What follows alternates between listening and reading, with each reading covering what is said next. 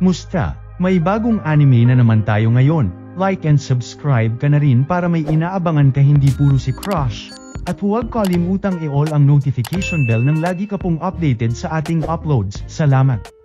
Malalaman mo lamang ang kahalagahan ng mga bagay-bagay kapag nawala na ito sa iyo. Pagmumuni-muni na nga ng ating bida na nawala lahat ng minamahal dahil sa isang aksidente, na nagsanhi na nga ng takot dito na maging malapit pa sa iba. Lalo na sa kababata niya na pinanggako sa kanyang kailanman hindi siya iiwan. Maging sa pagbalik eskwela nito ay makikita pera ng takot ni Asano na makisama sa iba, na todo nagrereklamo na nga't halos isang buwan na raw silang magkakaklase pero sa paulit-ulit nilang pangungulit ay tinalo pa nga raw ni Asano ang mga babae sa pagtanggi sa kanila na makipag-jamang ito. Pre, tama na yan, tignan mo ba mubula na bibig ni Lods, at least na kaya niya nang sumagot sa atin ngayon, ika na nga ng isa sa mga ito. Naku, dinedma muna naman sila, banat na nga sa kanya ni Metsumi na may dala na nga sa kanyang pagkain since lunch break na. At mukhang di nga raw nakakakain ng maayos itong binata dahil sa mga sideline nito. Paborito nga raw niya ito ngunit siguraduhin daw ni Asano na kainin ng carrots kundi malilintikan ito sa kanya. Oo na nga lang ang binata habang inggit naman ang nadama ng ibang nakakita, at panong ang idol daw ng kanilang school ay grabe makaasikaso sa bida natin.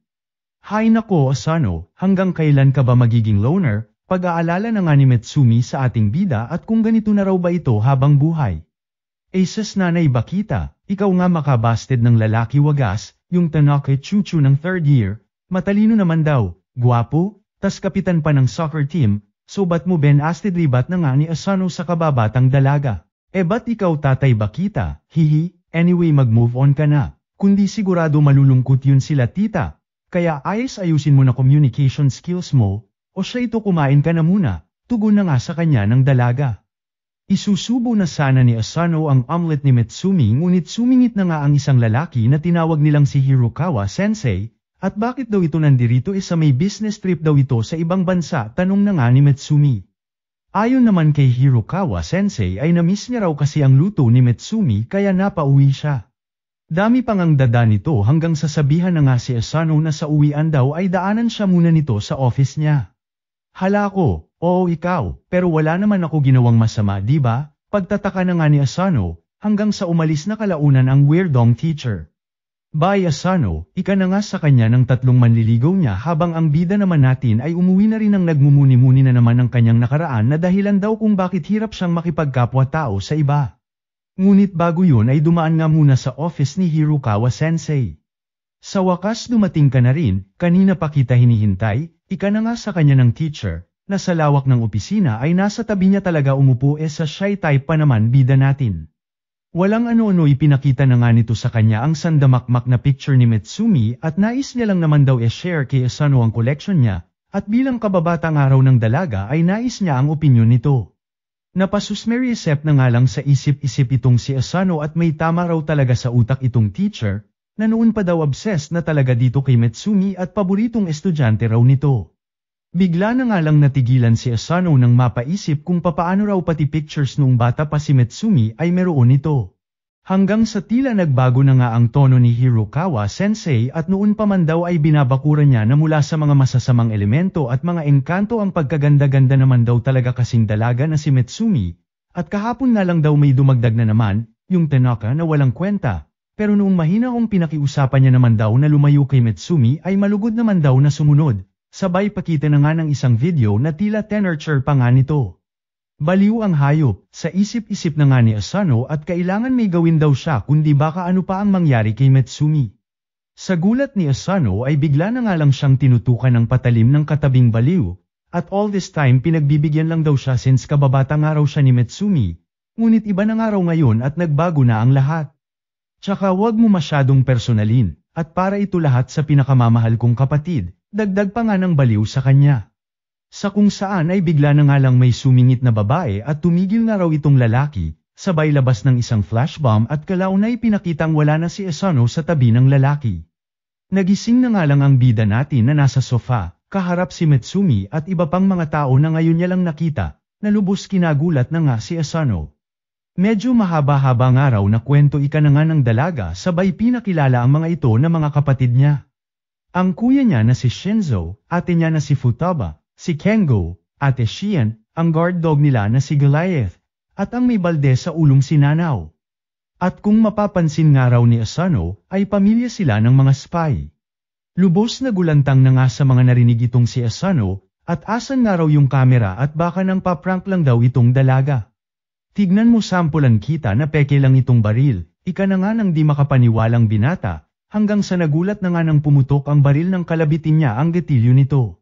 O ano naniniwala ka na? Tsaka di tulad sa mga sinasabi sa libro ay common lang naman ang mga spy, banat na nga nila sa bida natin. Dito na nga rin nalaman ni Asano na ang weirdo nilang teacher na si Hirokawa Sensei ay ang kuya ng magkakapatid na Yozakura, na cover pa nga ng isang magazine. Well, may saltik nga raw ito at kinyo lang sa aruga, pero kung combat power daw ang kanilang pag-uusapan, talino, at pagiging spy ay ito raw ang pinakamalakas na pambato ng kanilang pamilya. Pero bakit niya ako tina-target? Pagtataka na nga ni Asano. Ayon naman sa magkakapatid ay nakakuha nga raw sila ng tip na may gusto raw pumatay dito kay Metsumi, sabay pa flashback sa nakaraan kung saan muntik na raw mamatay itong si Metsumi dahil sa kuya nila, at dahil nga dito ay lubos na guilty itong kuya nila to the point na obsessed na nga itong protektahan si Metsumi, na pati pangalan at trabaho nito ay pinalitan mabantayan lamang si Metsumi. Si Asano nga lang daw ang medyo pinabayaan itong makadikit-dikit sa dalaga since kababata nga raw ito ni Metsumi, hanggang sa nangyari na nga raw ito na may dahilan na itong patayin siya, kaya naman sila na raw humihingi ng sorry sa kuya nilang may tama. Agad naghanda na nga ang magkakapatid ng maramdaman na dumating na sa kanilang bahay ang baliw nilang kuya, at huwag nga raw mag-alala si Asano dahil safe daw siya sa piling nila at naglagay na sila ng mga trap sa bawat sulok ng bahay. Lubos na bahala na nga ang bida natin at dahil nga raw sa kanya ay magkakaganito pa sila. Ngunit pinabulaanan naman ito ng magkakapatid at ganito raw talaga sila sa pamilya kaya huwag itong mag-alala. Ayon naman kay Futaba ay may isang paraan pa daw para malampasan ang problema na ito, at yun nga raw ay ang magpakasal sila ni Metsumi, at batas nga raw ng kanilang pamilya na di mo pwedeng patayin ang iyong kapamilya. At para may sigaw raw ito ay kakailanganin lamang isuot ni Asano ang kalahating singsing ni Metsumi at official na ang kanilang kasal. At kahit ang bobo nilang kuya ay wala raw magagawa sa nasabing alituntunin, at nang matapos na rin daw ang sister complex nito.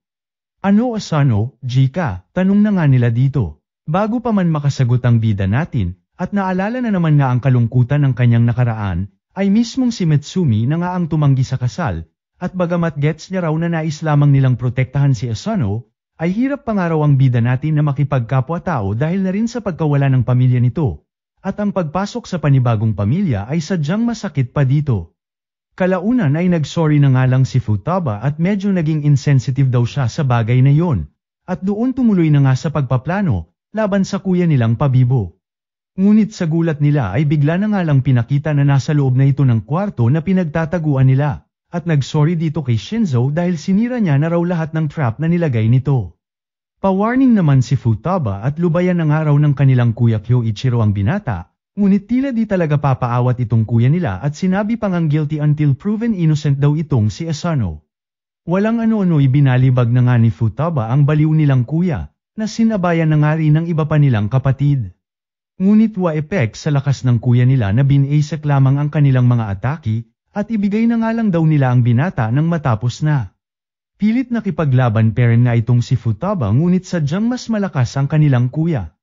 Lumaban na nga rin si Shion gamit ang kanyang mga drones habang si Asano naman ay pinagtago na nila sa isang secret compartment sa likod ng isang painting. Sa kasamaang palad ay wala ring nagawa si Shion para pigilan ang may tama nilang kuya, na rekta pumunta na nga sa kwartong pinagtaguan nila Asano.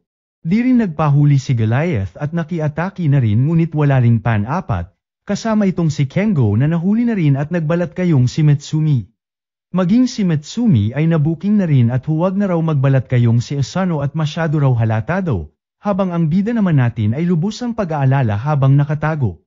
Pilit nakiusap na nga si Metsumi na tumigil na itong kuya nila, at alam naman daw nila na mabuting tao itong si Asano. Oo naman si Kyoichiro at di na nga raw aanuhin si Asano, ngunit kapalit ay di na raw lalabas pa ng bahay itong si Metsumi, at delikado nga raw sa labas, bawal na nga rin daw itong mag-cellphone at mag-internet, at sisiguraduhin niya raw na tatanggalin lahat ng magbibigay panganib sa minamahal niyang kapatid,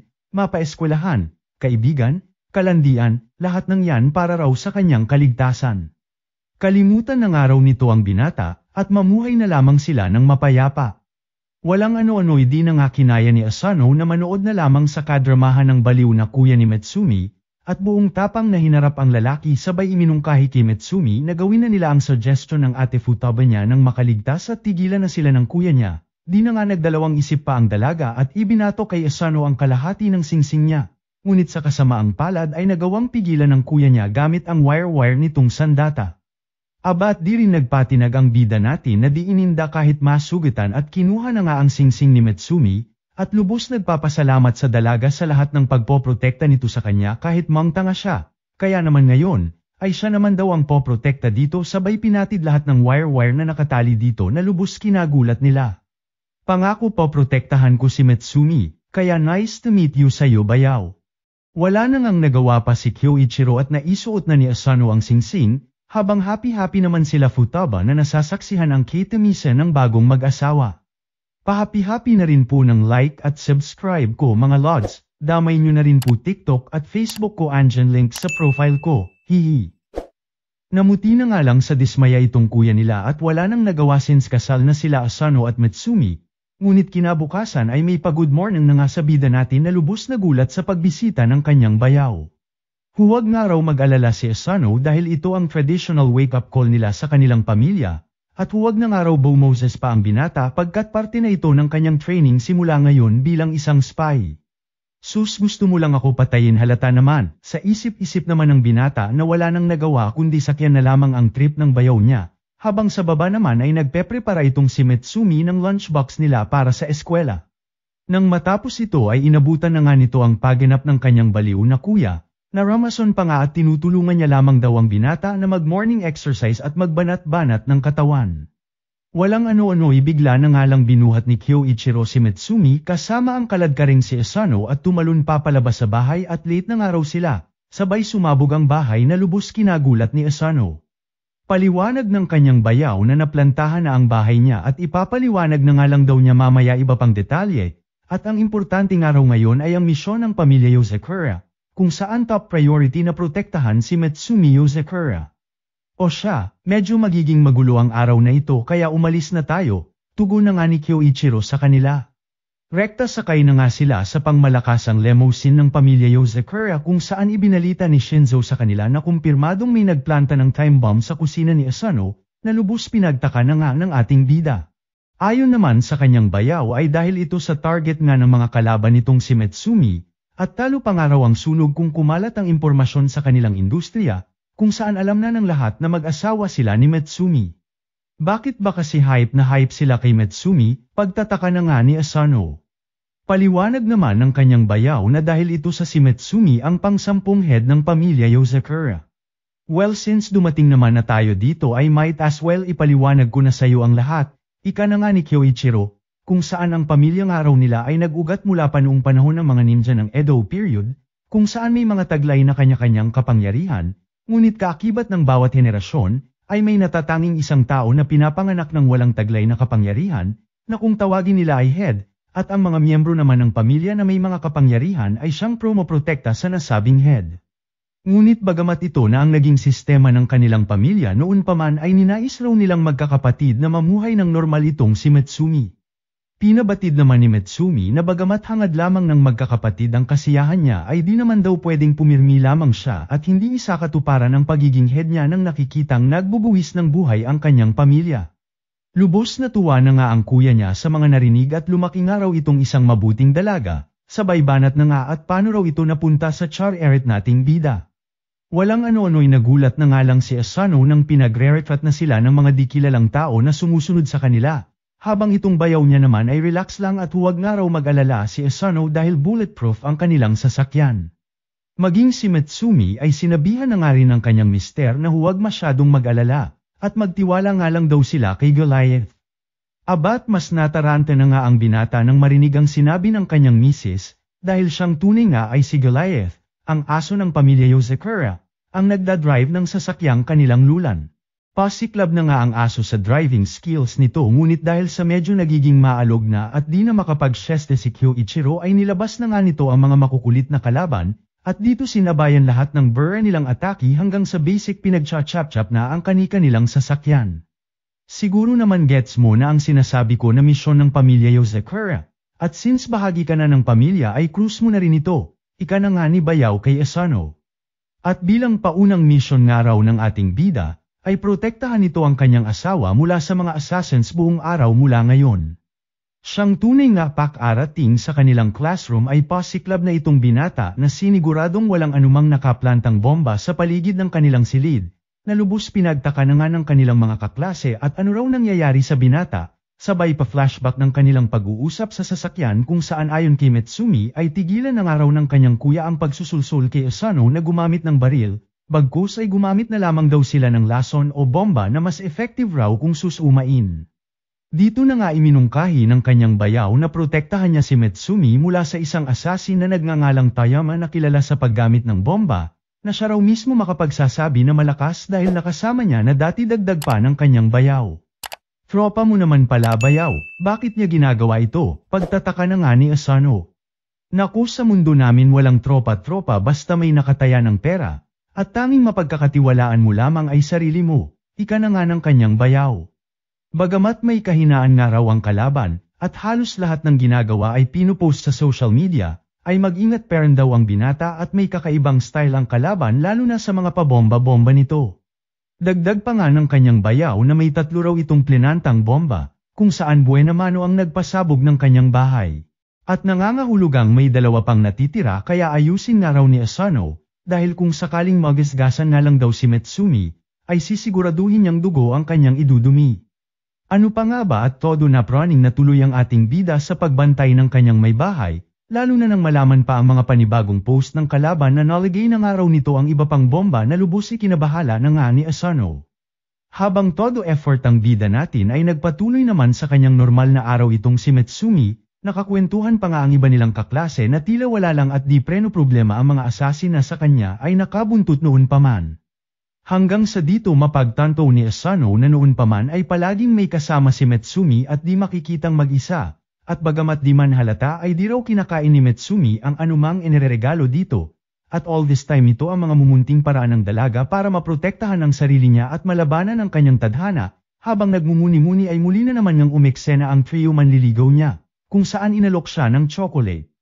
Sa gulat ng trio ay tinanggap ito ni Asano at sa mga ganitong pagkakataon daw kasi mahimatay-himatay na dati ang binata at pahirapan makausap. Dahil sa pinaalala ng mga tanga ay bumalik na naman tuloy ang hirap pakikipagkapwa-tao ni Asano ayon ng inig na naman hanggang sa nawalan ng malay. Nagising na nga lang siya sa isang sofa kung saan dinala nga raw siya ni Metsumi at sarado raw yung infirmary. Dito na nga nag-moment si Asano at kung sure daw ba ang dalaga sa kanya. At sa kabila nga raw ng magkababata sila ay wala man lang siyang alam kay Metsumi, sa pagiging spy nito at head pa nga ng kanilang pamilya, at all this time laging nandyan para sa kanya sa kabila ng sariling problema na kinakaharap nito araw-araw. Napaka makasarili nga raw niya at pati ang kasal nila ay siya rin ang may pakana, na di man lang daw niya inalam kung gusto ba talaga ito ni Metsumi, pagdadrama na nga ni Asano sa dalaga. Ayun nga at batok sa mukha na nga ang natanggap niya sa dalaga. At ang dami nga raw nitong drama isa siya raw ang pumili sa binata at hindi ang kabaliktaran. Gusto kita at noon pa man pinangarap ko na talaga na ikaw ang the one ko. Ika na nga ni Metsumi na lubos nagpapasalamat sa binata at pinakasalan siya sa kabila ng lahat. Sa gitna ng kanilang moment ay nagulantang na nga si Asano nang makita ang isa sa mga bombang plinanta ng kalaban, na agad sumabog na nga at dumagundong sa buong paaralan, habang sa malayo ay nakaantabay naman ang mga kapatid ni Metsumi na tila binabantayan lang ang ating mga bida. Pinakita na ngang nakaligtas sila Asano gamit ang sofa na hinigan nito, ngunit lubos na babahala at paano raw sila nahanap ng kalaban, hanggang sa mapagtanto na nga ni Asano na tila in-expect na ng kalaban ang pupuntahan nila at bawat galaw. Dito na rin naisip ng binata na baka nasa sak-a niya ang huling bomba, at siyang tunay nga sa gulat nila ay nasa polo niya ito. Planado nga raw ang lahat, at ang pag-post-post ng kalaban sa social media ay para masigurado na hindi siya aalis sa tabi ni Metsumi, at siya mismo ang magsisilbing bomba na tatapos sa dalaga. Di na nga nagdalawang isip pa si Asano at tumalon sa bintana ng makalayo at mailigtas mula sa pagsabog si Metsumi, ngunit bago pa man sumabog ay saktong dumating na nga sa eksena ang kanyang bayaw na to the rescue sa kanya, at lubos na mangha sa kanyang ginawa. Dahil nga raw dito ay may mga words of wisdom siya para sa binata, kung saan sa mundo na maging sarili mo ay pagdududahan mo, ay may isang bagay siyang maasahan at mapagkakatiwalaan, at yun nga raw ay sila, ang kanyang pamilya. Gusto man kitang patayin, ay hinding-hindi ko hahayaan na mamatay ka kahit kapalit pa niyan ay sarili kong buhay. Ika na nga ng kanyang bayaw sa ating bida, kaya gawin nga raw nito lahat. Maprotektahan lamang ang pinakamamahal nilang si Mitsumi ay hihihi kinilig betlogs ni Asano, hihihi. So ano na gagawin mo sa bambang yan kuya? Tanong na nga ni Mitsumi. Abat syempre ibabalik sa may-ari nito, ribat naman ng kanyang kuya. Sabay nagsilutangan na nga ang magkakapatid dala si Kuyang Bomber. Narekta pinalipad na nga ng kanyang bayaw sa himpapawid kasama ang bomba nito na nagmistulan ng ang firework sabay boom boom boom. Pabomba na rin lods ng like at subscribe ko. Damay nyo na rin po TikTok at Facebook ko, andyan link sa profile ko, hihi. Aray, sigaw na nga ng bida natin na umalingaw sa buong bahay ng Yozakura at kinagat nitong si Goliath. At di ko mapagtanto kung bakit sa braso inagapan sa binti ito nadali ng aso, hihi. Pasensya na nga raw itong si Asano at siya ang nakiusap kay Goliath na bantayan siya mula sa baliw nilang kuya, na bagamat close sa dalaga ay tila mainit ang dugo sa bida nating Bano. Dahil sa aminadong mahina pa siya ay agad lumapit na nga si Asano kay Futaba para humingi ng pabor, at kung pwede raw siyang turuan at palakasin ng dalaga.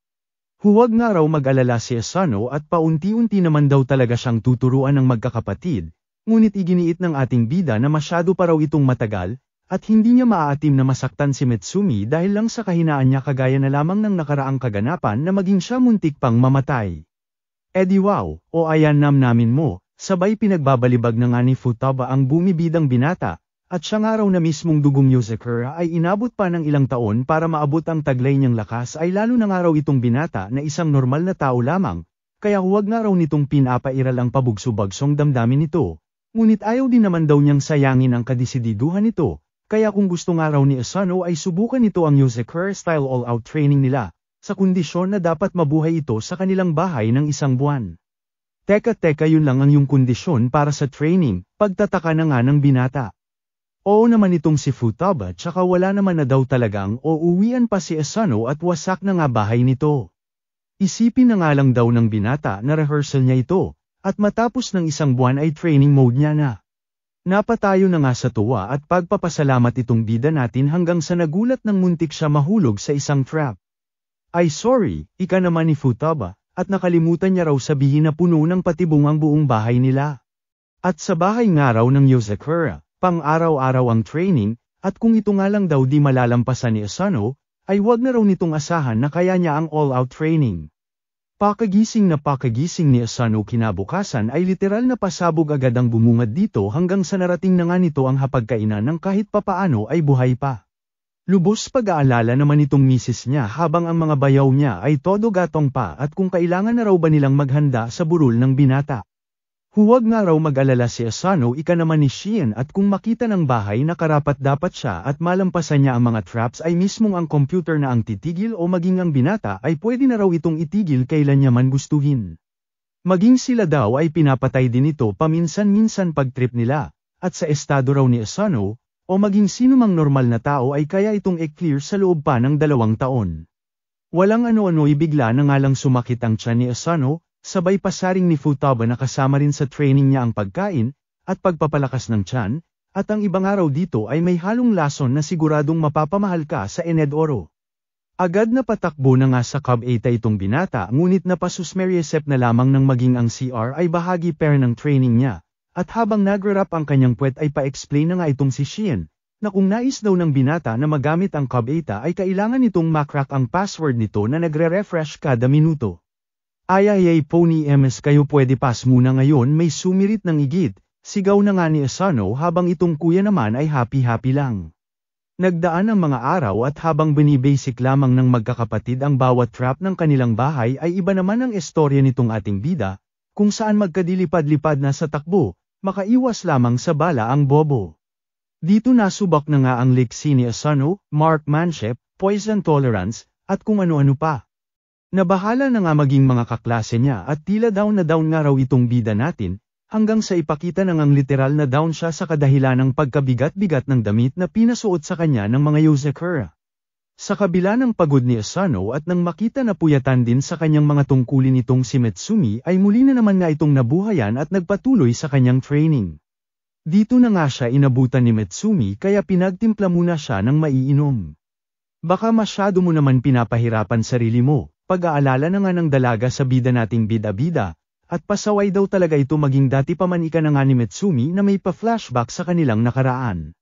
Na nagsimula noong mga yagit pa sila na suplado pa itong si Asano hanggang sa dumating ng araw noong junior high kung saan nabago ang lahat, noong mga panahong naging agaw atensyon na ang kanyang buhok na wa-epek kahit anong pakyule niya at talagang lumulutang ng kusa.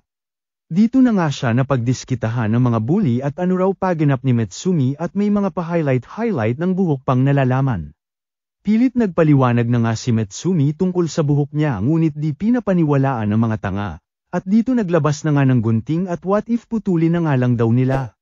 Sa gulat nila ay bigla na ngang lumutang mula sa kung saan si Asano, at ginupit ang kanyang buhok ng walang sabi-sabi, na lubos kinabahala na nga ng mga bully.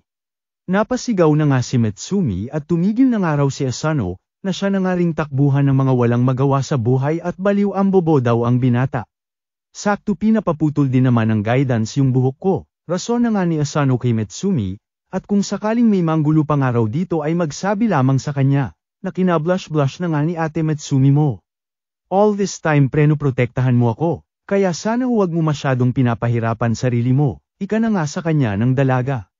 Nagdaan ang mga araw at nagawa na ngang paunti-unting malampasan ni Asano ang bawat trap ng bahay, maging ang pagbaril sa remote na nasa labas pa ng bahay ay nagawa na rin ito.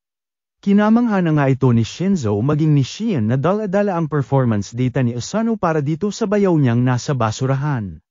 Sinamantala na nga ito ng binata para tanungin si Shion kung bakit daw ba nakatambay sa basurahan itong si Shinzo.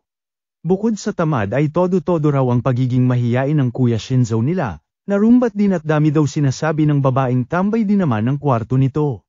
Sa gitna ng pagbabanata ng dalawa ay nagpaalam na nga rin ang bida natin at magpapaturo pa kay Nanaw ukol sa mga poisonous gas, at pakaalis nga ng bida natin ay napabilib ang magkapatid at mabilis daw ang improvement nitong si Asano. Rekta training na naman nga ang bida natin sa pangunguna ni Nanaw kasama si Goliath, na nasaksihan na nga nila Futaba sa koridor ng kanilang bahay, at may mga pag-apang-gapang pa na paganap sa kanilang daanan.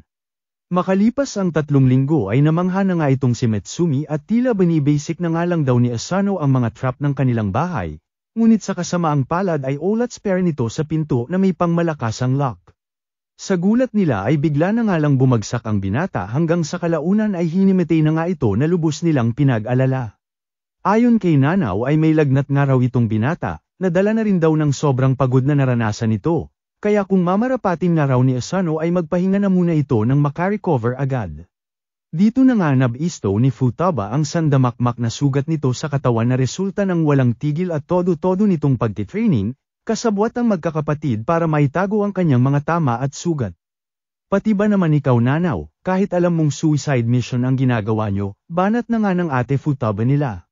Sorry na nga si Nanaw. Habang itong si Asano naman ay pilit nagpaliwanag na walang kasalanan ang mga bayaw niya, bagkus ay kasalanan niya raw at sa kabila ng mga pagpigil sa kanya ng mga ito ay nagpumilit parent daw siya at nagbida-bida, sa kagustuhang nais niya nga raw maprotektahan si Metsumi sa lalong madaling panahon.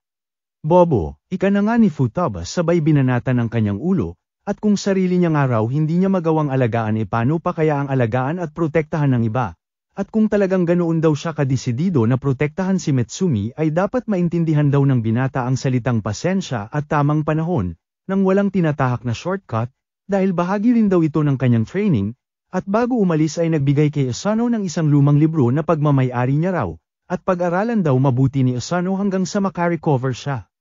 Maraming salamat po Ate Futaba, ika na nga lang ng bida natin habang itong si Futaba ay lubos na mamangha sa binata, at di lang daw simpleng talento o hard work ang pinapakita ni Asano, bagkus ay ang nag-uumapaw na pag-ibig nito kay Metsumi na hahamakin ang lahat, maging happy lang ang dalaget lahat-lahat. Yehe na nga ang lahat ng nagawa ng buksan ni Asano ang mortal niyang kaaway, ang pinto na umaway sa puwet niyang nagrarap hanggang bukang liwayway. Aces yun lang happy na kayo, Banat na naman nga ng kuya nila hanggang sa bigla na nga lang nagliwanag ang singsing ni Asano. Huwag nga raw mag-alala ang binata dahil nangangahulugan lamang ito na kinikilala na siyang isang miyembro ng Yozakura family, at good job nga raw sa nakaraang isang buwan ng kanyang pagsisikap. At simula nga raw ngayon, ay magsisimula na ang pangmalakasang training niya bilang isang Yozakura. Ika na nga ni Ate Futaba niya. Pangmalakasang like at subscribe na rin po sana Lods, damay nyo na rin po TikTok at Facebook ko, andyan link sa profile ko, hihi. At syempre bilang ganti sa mga solid supporters ng Recap Candy ay may chance ka pa manalo ng 1K, twice a month po ito. Comment, like, share, at syempre pinaka-importante subscribe ka lang po. Mas malaki chance ng active po sa comment section, hihi, salamat.